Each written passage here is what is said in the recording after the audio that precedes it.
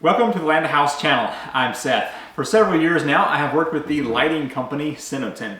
I've got a few of their lights here in this current shop and up at my other shop, and I have thoroughly enjoyed them. So today we're taking a look at the double pack of the 26 watt LED wall lights. So let's go ahead and open the box, take a look at these, and then put this up on the wall and see how well it operates. Let's open up this package and see what this light is all about here. So this is a 2-pack. So if I pull one of these out, I decided to go with the white color because my walls will be white eventually here. So there is a nice big transparent front there. It's got a sensor up top so that it can determine whether it's light or dark out. There is a mounting option down here for putting this on a pole, or you can wall mount. As you can see, it's got various knockouts and options to mount this from the back side here. It also comes with this foam to help make a better seal against an exterior wall. And then it has a few wire nuts to make the connections to the wires. With the 2-pack, you get 2 of these lights. I'm actually going to be installing both of these here inside of my new studio space. The input voltage of these lights is anywhere from 100 to 277 volts AC.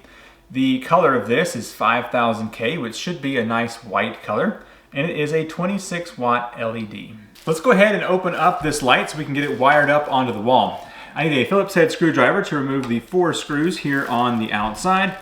Now there is a rubber gasket on the inside of this light that will help to prevent this from getting water inside. And that sometimes makes the screws a little bit firm to remove. Probably need to get a larger screwdriver than this one because these things are really in here tight. All right, there's the last of the 4 screws to pull this cover off right here. So that is necessary because I need to also remove this plate here so that I can access the pieces underneath to be able to mount this on the wall. So there's also 2 more of these screws that I have to remove. You only have to do this once whenever you mount this, so it's not that much work to be done. There we go. That gives us access to the wires here underneath. Very cool. They've got a little tag here that says green is ground, black is the load, and white is the neutral. Now in order to mount this light, I want to knock out the middle hole here, but also the holes that will allow me to put this directly into a box for my electrical. So let's see about knocking those out. Now in the past I had some struggles with these knockouts. Let's see if that's easier or if it's still going to be a hassle here. I have to move this down to the floor. I don't want to mess up my table. All right, so the knockouts I want to remove are this circle right here, this one, and this one, and that should be all I need. So I'm going to take a screwdriver and just pop this along the edge. Not too bad. That pops right out. Go for this one up here real quick.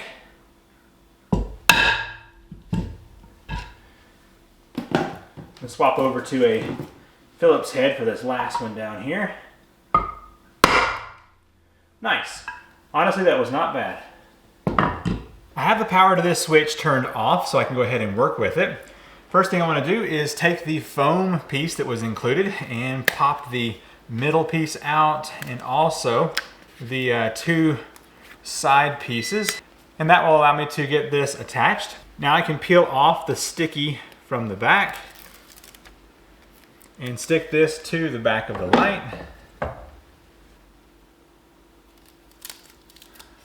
Now I can stick those 3 wires through the hole,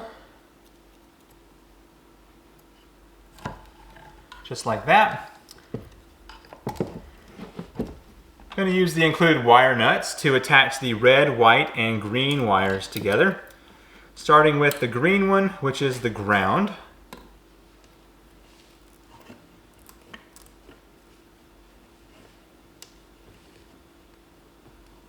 There we go, got that one. Next I'll move on to the white wire. This is the neutral wire.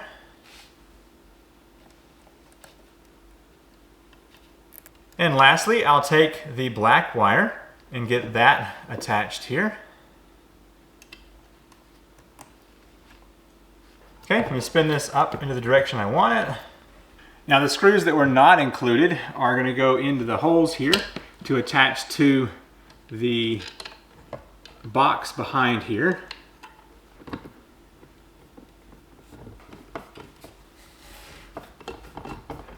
I just want to make sure my wires are twisted down here so they are going to be hidden behind that plate. Now with the wiring done, I'm going to replace this protective cover here. Just line that up with the screw holes and get it reinstalled. The last step of the install is to replace the transparent cover here and get it screwed back into position.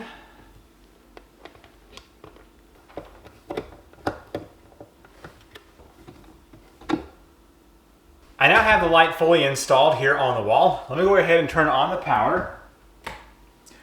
All right, so you have the light on, but notice that it turns off immediately, and that's because this comes by default as a dusk to dawn. So if I cover this up for a second, it will turn on. There we go. And if I remove that, the light will shine through and it will turn off. Now there is a way that you can make this a always on as long as it's got power, and that's by taking out the photoresistor and pulling the wires out of that resistor, and then you can plug this back up. So let me show you that here as well. But first, for an example, let me turn off the lights here in the studio.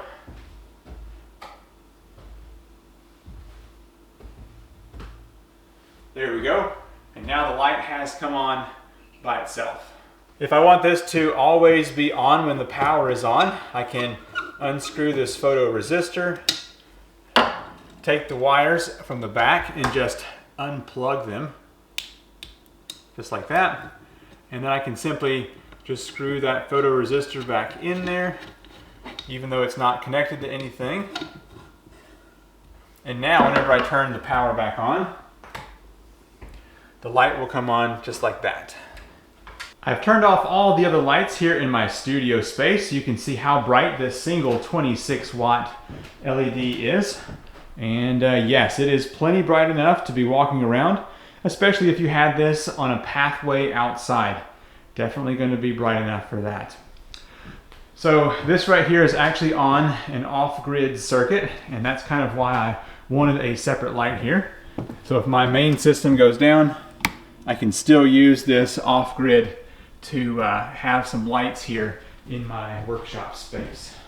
As mentioned before, you can also use a pole here on the bottom. It's an NPT thread 1/2 inch, so you can mount that in a different way if you don't want to have this flat mounted as I do here on the surface. And there we have it. That's the unboxing and install of the Sinoten 26 watt wall light. Now this is rated for exterior use, even though I put it here inside. It has a UL listing, so it is compliant with standard code, and it has a photoresistor. You can mount it flush on the back, or you can mount it to a pole, and it has the waterproof gasket all around, so you can put this outside and leave it and not have to worry with it. Now I have got one of these up on my other shop that is pushing 10 years old, and just now, after 10 years, the clear screen on the front is starting to yellow a little bit. So you're going to get a long time out of one of these lights. The construction is all metal and definitely will be able to stand the test of time. I will have a link to these in the description down below if you want to check out more information. Like I said, I've been using several of their lights for many, many years and have been very pleased with them. I've had some issues in the past with the knockouts that you see on the back, but for the most part, they have been pretty simple to install, as you saw here. Thank you so much for watching. I'm Seth with Land to House, and I will see you in the next video. Bye.